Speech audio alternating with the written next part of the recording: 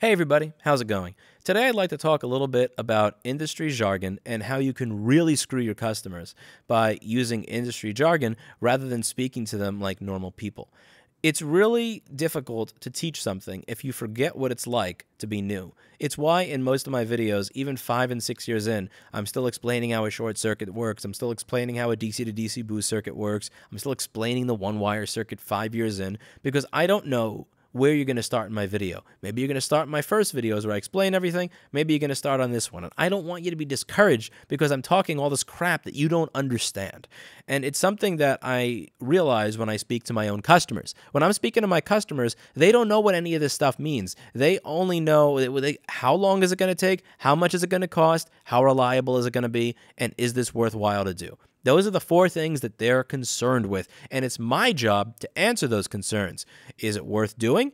Is this the right place for them? How much will it cost? And how much time will it take? And what are their options? And what's the best option for them? I need to understand. I need to ask questions so that I understand their needs, and then convert the bullshit industry jargon of PP-G3 hot is 12.23 instead of 12.56 into something that's actionable and makes sense for them. And I want to explain that lesson through an experience that I recently had while moving into this new store. Now, I'm moving into a new place, and the new store that I'm moving into, you can see the whole story of it in this real estate series I'll link below. It's great, but the floor does this. And I am not moving into a place like that again. I've had enough of that. I know what it's like to do work on a floor that is level. I also know what it's like when your desk is over here and your chair is on the floor that does this. So even if you're not leaning into a microscope, I'm doing this just to work, and then when I actually need to use the microscope, then I'm doing this again. It's already unhealthy enough to have to do this all day. It's another when you have to bend over before you do this all day. I've done work in the spots of the store where the floor is more level, and I've done work in spots of the store where the floor does that. It's not comfortable. It's not good for your back. It's not good for your health. It's not good for your mental health when you're trying to figure out complex issues. And I don't want to deal with that when I'm moving, nor do I want my employees to feel less comfortable than they do now in any part of this new place. We're starting fresh and we're doing things properly. Now, my budget does have a shortfall because I thought like worst case scenario, I'd be eligible for a shit loan. I didn't think I'd be eligible for no loan. But the thing is, I'm still doing the floor. Even if I'm not doing anything else, that we're doing. So I'm getting the floor. I want to make it level. Now, in order to do that, I had to reach out to some contractors. Out of the 5 contractors I reached out to, only one of them actually even bothered to give a quote, much less I don't even know if they're going to be good at it. I'm just happy that they at least after, gave a quote and went forward with it. But I need, they're going to ask questions, so do you want tile? Do you want laminate? Do you want wood? If you want wood, what type of wood do you want? Blah, blah, blah. Now, I had hired a designer because my current store looks like crap and is inefficient. In my current store, you may have to walk 3 ways to get one stupid thing done when it's the thing that you need access to should be right next to you.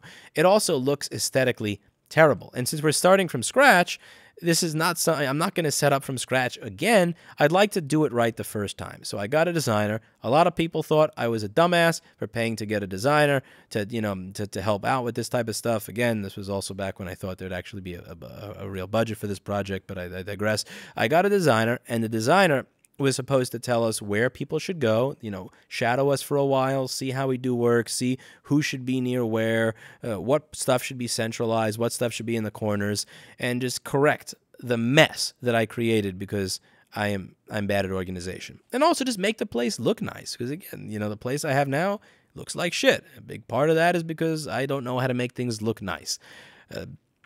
So I said to the designer, well, I'm dealing with contractors, and they're going to ask me what I need, what I want for a floor, and I don't know what to tell them, so I need to work this stuff out with you. Do you have time to meet so that we could work this stuff out?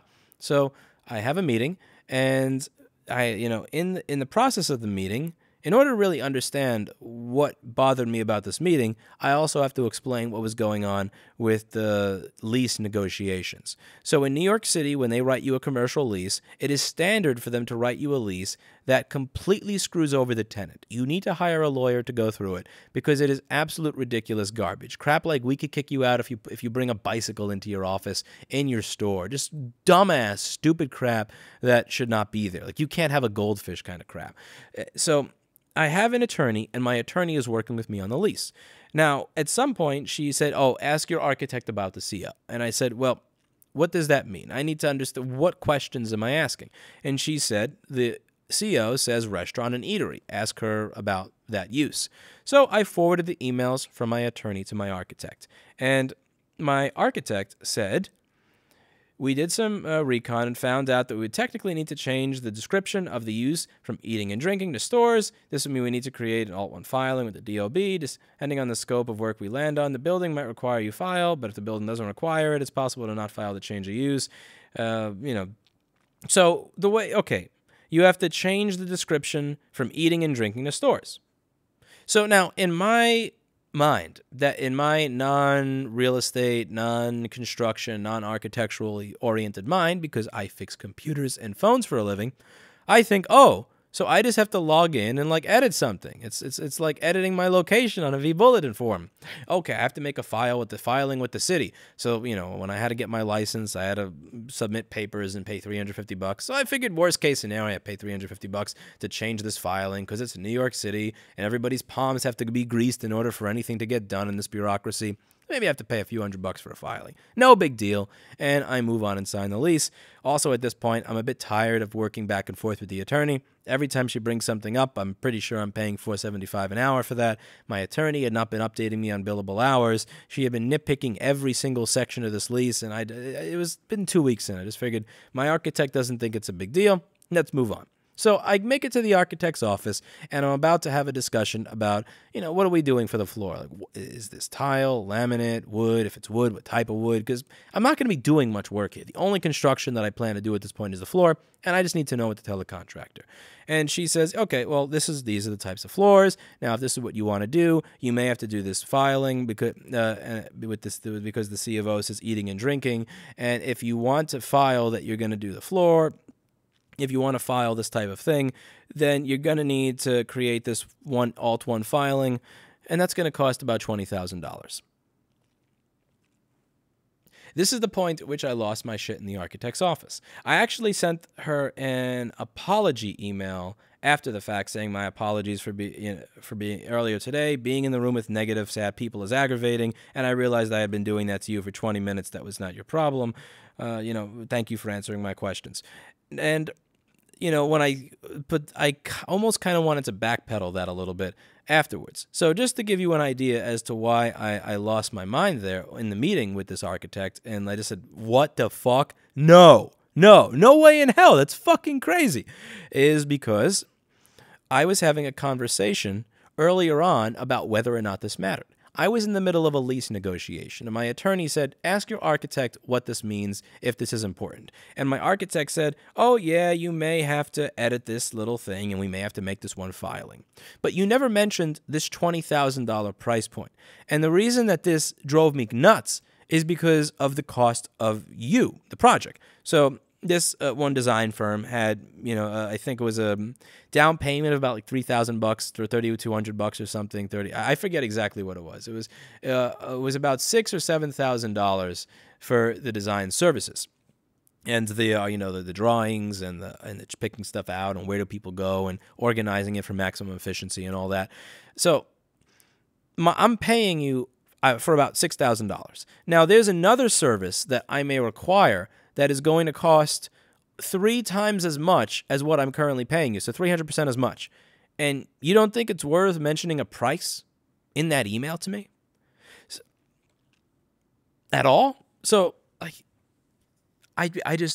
you think that I automatically know when you say change description from this to that and file this, that is going to cost 3 times the entire budget of what I am paying you for this project. And you just don't think it's worth mentioning because I'm supposed to get that as somebody that fixes laptops and cell phones for a living. Really now? And let me just explain how something like this would go with my own customers. And let me explain how it could go poorly or well. So let's say we're doing data recovery for a client, right? And they have a bad hard drive. And we say, their partition is not showing up at all. We use some special software. It shows up for 150 and we can grab most of the stuff. But there's one folder that's not coming off at all because the drive it clicks when you start trying to access that point because of a heads issue. So we explain it to them. We say, listen, I can get all of this data for you. This would be $150. However, if you want this part of the data, you would need to have the heads replaced. What would you like to do?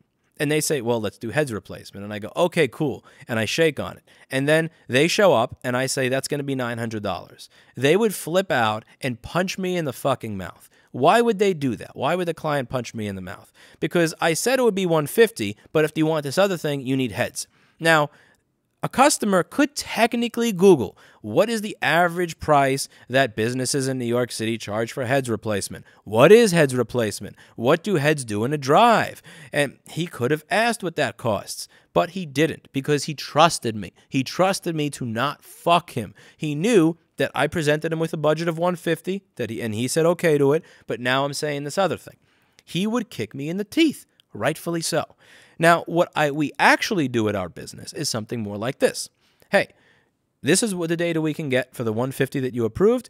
Let me know if you want that or you don't. You only pay if you want it. Now, if you want this other folder over here, you see how the drive is clicking? That's because the heads are bad. We would need to replace those. So the 150 is a really easy level data recovery. It doesn't, it's not much skin off my back. I just got to do a little editing of the partition table, partition map, this, that, and the other, and that's going to be 150. But if you want us to replace the heads, this is a real pain in the ass. I got to find a drive that was made in the same period. Your drive is like 10 years old. I have to then take the heads out of that one, put it into this one, not scrape the platters, not ruin everything, maybe mess with the firmware or something.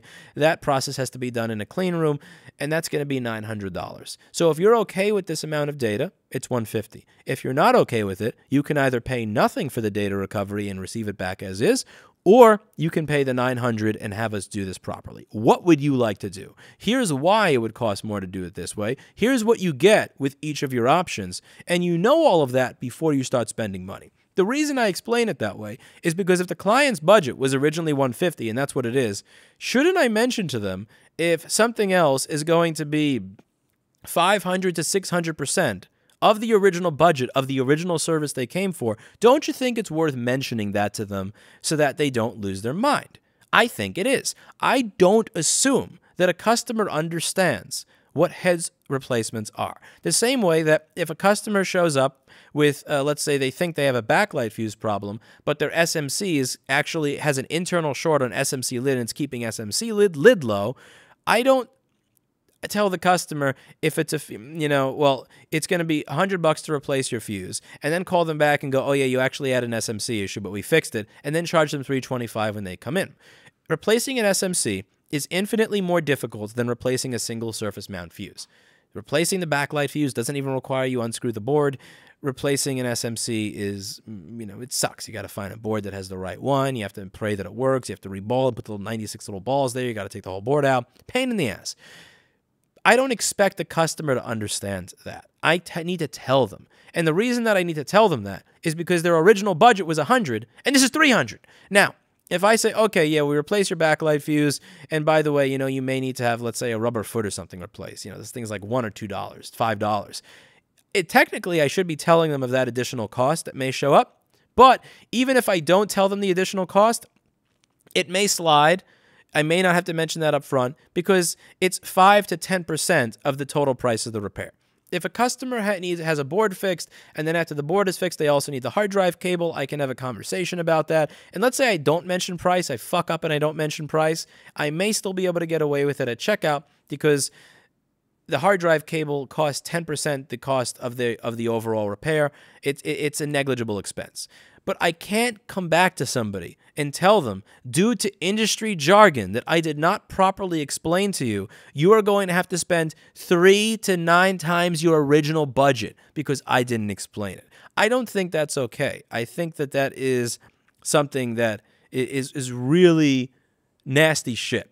So I freaked out in her office, and I didn't want to be a customer. I tried to control myself. I breathed in and out, and I fucking failed because you told me, you didn't mention anywhere in my original email that this was to file this little piece of paper and say, oh yeah, by the way, it's not a restaurant, it's a store.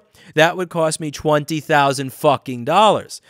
And it's the thing that incensed me far more about it now than in the office, because keep in mind, I actually sent an apology about this. In case I didn't already read it, I had said my apologies for earlier today. Being in rooms with negative people is aggravating, and I realized after I left I was doing it to you. I'm sorry. Is that I got to speak with the building management, I got to speak with the building attorney, and also the architect. The building architect, attorney, and management all are all in agreement here that our use falls under that umbrella. It doesn't mean you need to be a restaurant. It simply means restaurant, eatery, or general purpose store, or people show up with broken laptops. It's not like you need to change it to something else. And further, they said even if it did need to be changed, which our attorney and architect have said that it does not, that's not something that I would pay to do. I don't actually even have the authority to do that. It's like I literally can't. Even if I had $20,000 to piss away to the city or this architectural firm to do that for me, I don't have the legal right to do that. I just can't. It would be like somebody, trying to rename BlackBerry to Android or something. It's like, it's my cat. You can't do it even if you have the money to. And so that really aggravated me. Now, it's really a lose-lose here. If my architect is correct in that I actually do need to make that change in order to do something as basic as renovate the floor of the space, that before I renovate the floor, I need to spend $20,000, which is literally my budget for fucking renovating the floor, on this piece of paper then you fail as an architect, because I emailed you before I signed a lease asking if this was an issue, and you never once mentioned price, being fully aware of the amount that I was paying you, $6,000 to $7,000, and being fully aware that making this filing is $20,000, about 3 times the budget of what I'm spending on you entirely. You never saw fit to say that it would be 3 times as much my original budget for you to file one fucking form. That's a fail.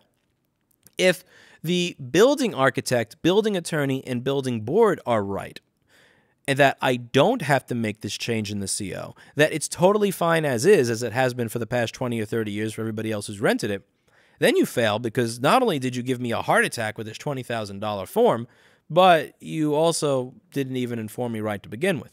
Now, the reason I bring this up is because there is an actual business lesson to be learned here, which is that if you use industry jargon and you explain things to people without actually explaining the consequence of it, then you're going to screw your customer and you're going to make them really angry. And this is going to come back to you. I assure you it will come back to you. And now, if you're explaining repairing a motherboard to a customer versus replacing it, and you don't make it clear to them that replacing the board, if you have it in stock, means 20-minute turnaround, whereas fixing it is 2 to 4 day turnarounds, they're going to be really pissed off when they choose the repair option and it takes longer. Now, technically, you may think, well, they should just know replacing it is easy, fixing it is hard. I have to find the problem. Why is missing PM Sleep S4L missing run wires under chips and all of that? And you're 100% right, but you're also 100% fucked, 100% fired, and 100% a crappy business owner at the same time, because you didn't properly explain to your client what the differences are so that they could make an educated decision. Perhaps your client agreed to repair because they heard about the price being a little lower, but they would have chose replacement if they knew that it would be done same day. And the hard drive example that I gave, the customer may, you may think, well, they should know what head swaps are. They should know that this costs money. What do they expect this to be free? Do they know what DriveSavers charges? Jesus, DriveSavers wants $20,000 for this, and we only want $900 or $700. That's a bargain. You didn't tell the customer. You can't assume that a customer knows what a head swap is. You can't assume that a customer knows what the average price range is for a head swap is. And you can't assume that a customer knows that you putting your pen to paper to change the description of a building is $20,000 fucking dollars. But maybe I'm being unreasonable. You tell me what you think. I found what I find to be a very competent contractor. It was down to 2 at the end. I think there's one that I believe is going to be getting the job. I look forward to starting on this soon, and I look forward to moving into this place. And above all, I look forward to releasing these types of videos as I go, just to give you a general idea of what it is like to do business in New York City, the surprises that you get hit with. When somebody tells you that a space is 1,800 square feet and you show up with a laser measure and it's 850 and they just go, When you say that they lied about the size and they say, it's not lying, it's commercial real estate. This type of fun stuff, I think, is what's made this series so popular, is just the authenticity of how terrible the experience of being a business owner in New York City is. But it is genuinely entertaining, and I intend to keep you informed every step of the way. What do you think of what I've had to say? Do you think that it is my job to understand the industry jargon, or do you think it is the responsibility of the person that I am paying thousands upon thousands upon thousands of dollars to help guide me through the process to explain to me industry jargon, particularly when we're talking about five-figure expenses? I'm very curious to hear what it is all of you have to say and what it is you all think of this process. Thank you very much for watching, and as always, I hope you learned something. See you in the next video.